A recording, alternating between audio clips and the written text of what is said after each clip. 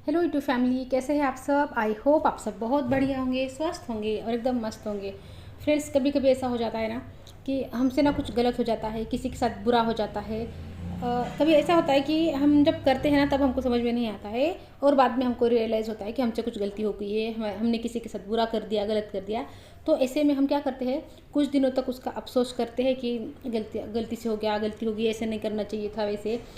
कुछ दिनों तक करते, फिर बाद में हम भूल जाते हैं। और ऐसी चीज़ें ना हमारे साथ बहुत बार होती है।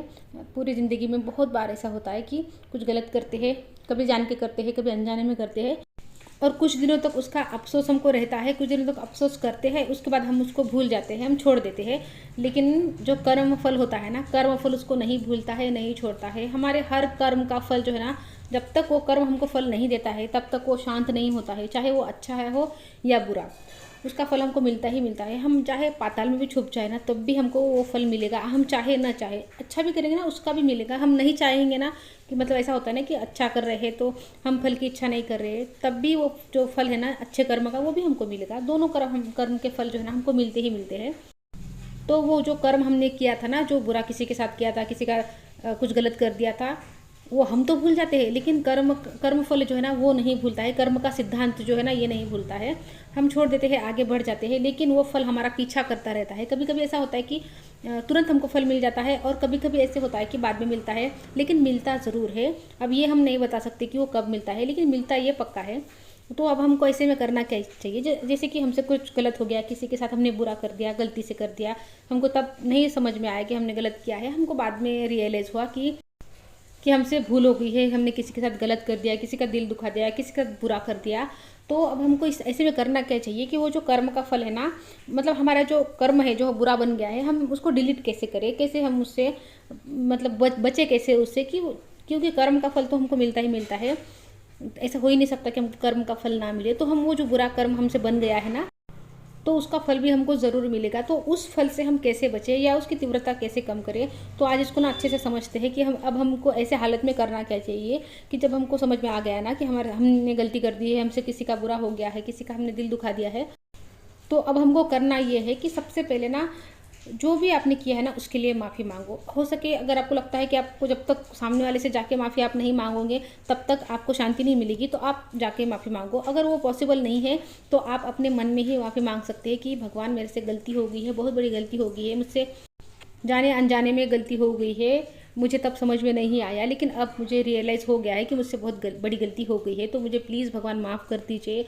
आप उस आत्मा से भी माफ़ी मांगिए जिसके साथ आपने गलत किया है कि प्लीज़ मुझे माफ़ कर दीजिए। मुझे तब समझ में नहीं आया कि मैंने आपके साथ जो भी गलत किया है ना, मुझे समझ में नहीं आया, लेकिन अब मुझे पछतावा है, तो मैं आपसे माफ़ी मांगती हूँ और अगली बार मैं ऐसा बिल्कुल भी नहीं करूँगी। भगवान से बोलिए और उस आत्मा से भी बोलिए, तब जाके जो है ना आपके जो बुरा कर्म किया था ना, आपने जो बुरा किसी का दिल दुखाया था। तो एक तो देखो, अगर वो ऐसा है ना कि आपने बहुत ज़्यादा गलत कर दिया है, ऐसा होता है ना कि बहुत ज़्यादा गलत कर देते हैं हम, तो फिर उसका फल तो आपको हमको भुगतना ही पड़ता है। जो मतलब बड़े बड़े जो होते हैं ना गुनाह जैसे होते हैं, तो उसका तो हमको भुगतना ही पड़ता है। लेकिन छोटे मोटे जो कर्म होते हैं, गलतियाँ होती है, उसको भगवान माफ़ कर देते हैं। और कुछ कर्म ऐसे होते हैं जिसकी ना तीव्रता कम हो सकती है, कुछ तो भुगतने ही पड़ते हैं, कुछ की तीव्रता कम कर सकते हैं और कुछ माफ़ हो सकते हैं।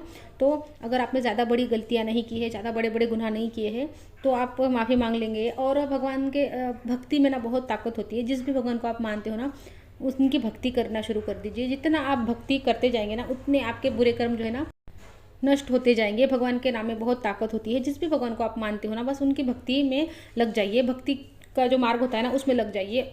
माफ़ी मांगनी है, हमको स्वीकार करना है कि हमसे गलती हो गई है और आगे से ऐसी चीज़ें नहीं करनी है। नहीं तो ऐसा नहीं होना चाहिए कि इधर से गलती कर रहे हैं, इधर से माफ़ी मांग रहे हैं और फिर से गलत कर रहे हैं। एक बार आपने जब स्वीकार कर लिया है कि आपसे गलती हो गई है, माफ़ी भी मांग ले, तो उसके बाद वही गलती मत करिए। माफ़ी मांगने के बाद अच्छे कामों पर ध्यान दीजिए, भक्ति मार्ग पर चलना शुरू कर दीजिए। भक्ति मार्ग में बहुत ताकत है। जितना आप भक्ति करते जाते हो ना, आपके नष्ट होते जाते हैं, सारे जो कर्म है ना नष्ट होते जाते हैं। जो छोटे मोटे हैं तो वो तो नाम से ही नष्ट हो जाते हैं, कुछ को भुगतना पड़ता है तो उसको भुगत लेना है। और जो आज के कर्म है ना उन पर ध्यान लगाना है पूरा, कि अब मुझसे ना कोई कर्म बुरा नहीं बनना चाहिए। हमको जो पिछले हमने जो कर्म किए हैं ना, भले हमको अभी याद नहीं है, कुछ याद है, कुछ हम भूल गए हैं, लेकिन अब हम जो करेंगे ना, हमको ये ख्याल रखना है कि हमसे अब बुरे कर्म नहीं होने चाहिए। किसी का बुरा मत सोचिए, किसी के साथ बुरा मत करिए। देखो क्या होता है, जितना आप माफ़ी मांगते हो, भगवान का नाम लेते हो, तो आपके जो पुराने कर्म है वो तो नष्ट होते ही जाते हैं, लेकिन आप जितने अच्छे कर्म बनाते हो ना, तो वो जो अच्छे कर्म है ना, उससे आपकी ज़िंदगी बहुत अच्छी बनती है। पुराने कर्म जो बुरे हैं वो नष्ट होते जा रहे हैं और अच्छे कर्म बनते जा रहे हैं, तो आप सोचिए कि आपकी ज़िंदगी कितनी अच्छी होने वाली है।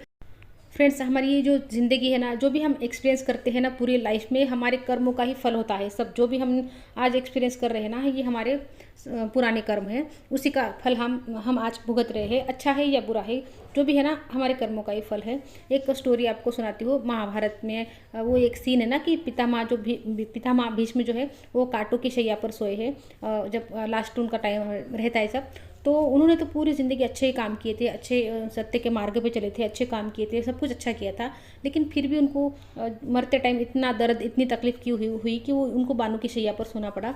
तो उन्होंने किसी जन्म में, पिछले जन्म में या किसी जन्म में एक सांप को ऐसे उठाकर कांटों में फेंक दिया था, और उस सांप के पूरे शरीर में वो कांटे मतलब धंस गए थे अंदर, और वो जो सांप है ना बहुत तड़प तड़प के उसकी मृत्यु हुई थी। वो कांटे मतलब जितने भी दिन था ना वो, तो वो कांटे उसके शरीर में थे। बहुत ही तड़प तड़प कर जान गई थी उसकी। इसी वजह से पितामह भीष्म को भी इस जन्म में कांटों की शैया पर सोना पड़ा था। वैसे ही तड़प तड़प के उनकी भी मृत्यु हुई। अब वो उस सांप ने उनको मतलब बोला तो नहीं कि तेरे साथ बुरा होगा, लेकिन उन्होंने कर्म ऐसा बना दिया था कि वो फल उसका पीछा करता रहा, और जब सही टाइम आया तो वो फल उनको मिल गया।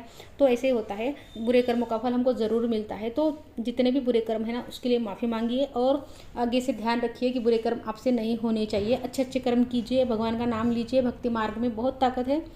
जब आप ऐसे करते हो ना, पुराने कर्म डिलीट करते जाते हो और नए अच्छे कर्म बनाते जाते हो, तो आपकी ज़िंदगी जो है ना अच्छी मतलब ना बेहतरी की तरफ चलना शुरू हो जाती है।